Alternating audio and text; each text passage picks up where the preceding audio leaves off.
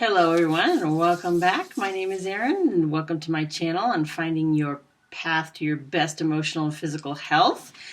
Today's topic is a continuation of our series on cognitive decline and how to prevent that and kind of monitor brain health as we age. So if you like what you hear, please feel free to share this with anyone you think might need it. And don't forget to download my 5 free videos on the tips and keys to finding your best mental and physical health, and kind of give a snapshot of what might be coming down the line on this channel as we talk about ways to change our behaviors and our lifestyle in order to improve our overall health.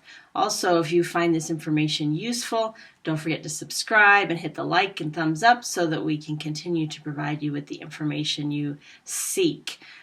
So without further ado, I want to get into today's topic, which is a little bit about fasting. And you've heard me talk about fasting off and on throughout some of these videos as it being part of a lifestyle that not only helps our chronic disease patterns, and as I get into more stuff on weight loss and obesity and the science behind that, we'll talk more about fasting there as well. But I want to talk to you about what it means when we're fasting in this kind of way that is going to improve our overall brain health. And it's not quite as serious fasting as it is for weight loss, even though it might produce some weight loss. So if you're worried about cognitive decline, and that's your main focus, and we've talked about something called the KetoFlex 12-3 fasting. Okay, so that's a name that's given to by one of the researchers that helped develop this, and his name is Dr. Dale Bredesden,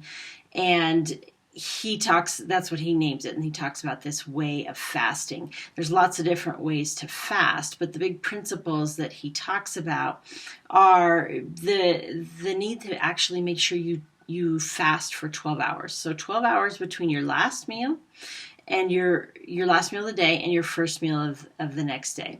And part of that is because it takes about that time for you to deplete all your glycogen stores, which is your sugar stores, and use all that up and then actually start to use fat. Because what you're trying to do when you fast is train your body to be metabolically flexible and use either fat in the form of beta hydroxybutyrate or glucose in the form of fuel. So you want something to be flexible so that you develop or retain a better sense of insulin sensitivity so that you're not completely reliant on sugar. Most people today are basically addicted to sugar because of so much that we put in our body. So we want to kind of create a better flexibility around that and not so dependent on that, because it causes a whole host of problems, which we've talked about off and on throughout this series. So those are kind of the first steps, right? The 12 hours. So we kind of want to monitor that. So don't eat your breakfast more than 12 hours or before 12 hours after your last meal, okay? So the next step in the KetoFlex is actually kind of understanding that we need to fast at least 3 to 4 hours before bed. So contrary to popular belief, sleep is actually for detoxification and healing, not necessarily digestion. You want to be mostly digested by the time you get to bed. So if you have your last meal at 7, then you go to bed at 10, you should be pretty good. And then your next meal, of course, isn't going to be till 7 or afterwards. Okay, so again, these are some strategies to help invite your body to do the thing that it needs to do and really enhance its ability to clean itself up and repair. Our bodies are beautifully designed to do that, but we don't support that always in the way that we eat and in our lifestyle. So fasting becomes real important because, like I said, it's going to increase our insulin sensitivity, but it's also going to decrease inflammation. So if you have any inflammatory diseases or arthritis or any of those things that can be aggravated by other inflammatory processes, the whole body inflammatory processes, you can lower your inflammation by fasting. So it can help with pain and things like that as well. The other thing that kind of occurs is that you actually increase your mitochondrial output. So the mitochondria are the little powerhouse of the cells. They create the energy based on what we put in them, and you can increase their activity by fasting. okay, which is kind of what causes the weight loss. But it also increases longevity because our mitochondrial production goes down as we age. So as some of the anti-aging medicine is starting to come out, this is the kind of things that they're finding, that the more we support that and that healthy mitochondrial function, the longer we are going to be able to live. Because that's basically essentially what aging is the breakdown of these processes within the cell so they can no longer support what's going on in our environment. It doesn't mean that we're going to live forever, but we can have our best quality of life for a longer period of time if we kind of monitor some of these things. The other thing that occurs when we fast is an increased autophagy, which enhances energy production and also helps us clean out what we don't need. So autophagy is the cleanup of the dead cells. So we talked about detoxification, but we also want to be able to clean out anything that the body doesn't need. So the brain needs to clean out and prune all its old cells and chemicals and the micronutrients it doesn't need and all of that, and flush it out. So that's kind of why we do the fasting and what's going on in the body. There's a couple other things we need to consider about how to do the fasting. So some of the things that are a little bit challenging is the time. But I don't want people to expect that they have to do this all at once. You don't want to just start and say, I'm going to fast for 12 hours. You might not be able to do it. You may find yourself getting hungry and having some challenges. So I tell people, go 15 minutes longer every day. And start slowly so that you can add on that time and go a little bit longer.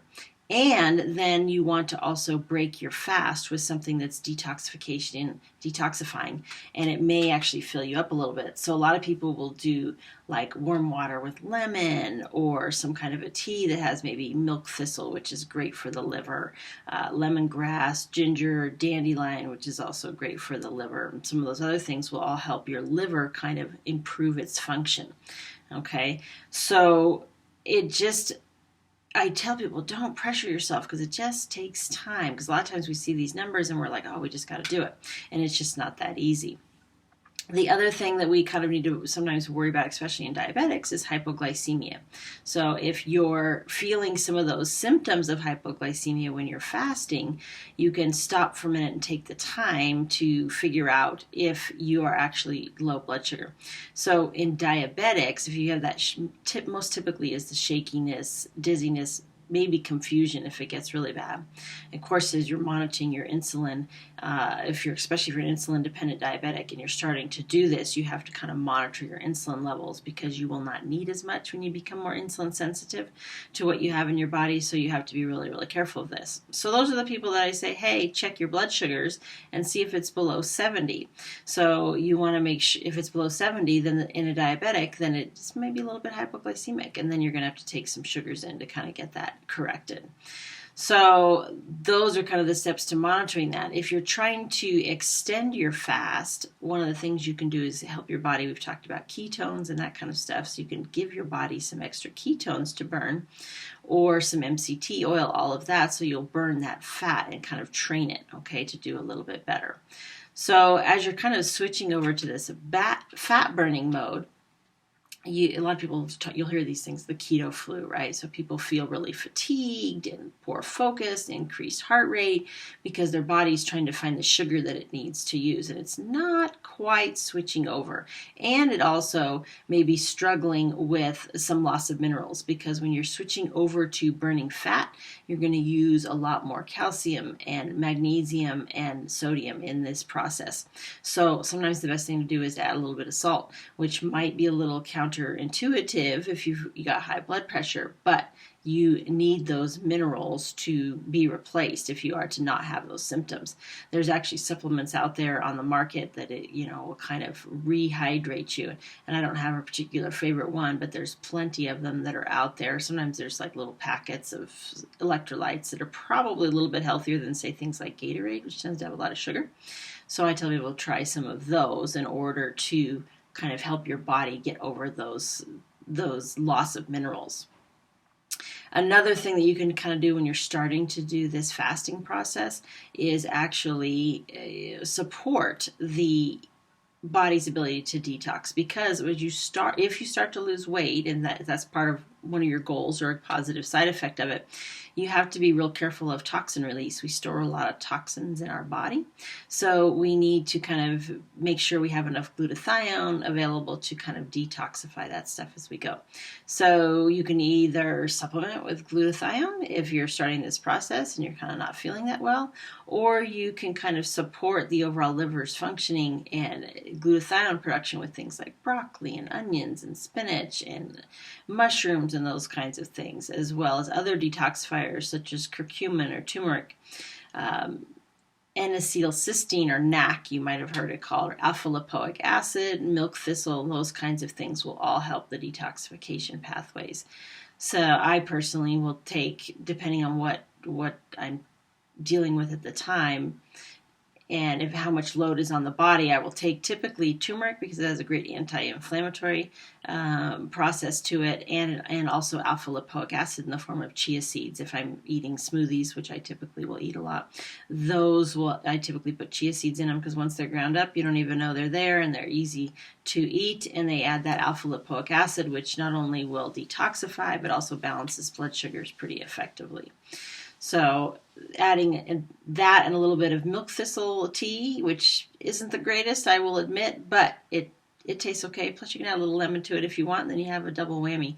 But all of those things will kind of help you to increase your body's ability to detoxify and clean up itself. Okay, so that's all I have for starting the clean house phase of getting your brain back in order and feeding yourself correctly for brain health, is this fasting phase, fasting and cleaning up.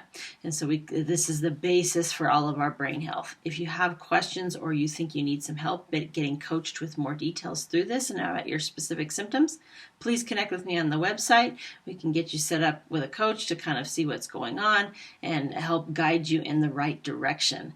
So with that, have a great day, and I will talk to you soon.